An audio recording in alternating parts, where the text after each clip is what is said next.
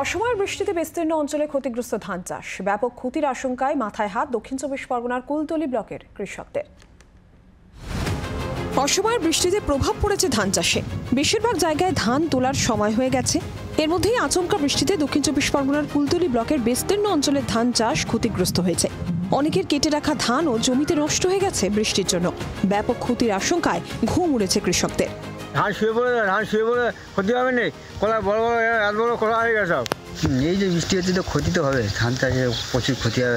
বৃষ্টি হচ্ছে, জল হচ্ছে, কলা হয়ে যায়। ধান কেটে রেখেছি, ঝড় বৃষ্টিতে ধান কোলা হয়ে গেছে, ধান ডুবে গিয়েছে, ধান তুলতে পারছি না। এই ধানের ক্ষতি হয়েছে। না ধানের দাম পাওয়া যাবে না, কোলাওয়ালা ধান বাজারে কোনো ব্যাপারই নেবে না। শীতকালীন ফসল ফলানোর সময় এসে গেলেও কিভাবে তা শুরু করবেন বুঝতে পারছেন না কৃষকেরা। এই অবস্থায় সরকারি সাহায্যের দিকেই তাকিয়ে অসহায় কৃষকেরা। তথাগত চক্রবর্তীর রিপোর্ট, জি 24 ঘন্টা।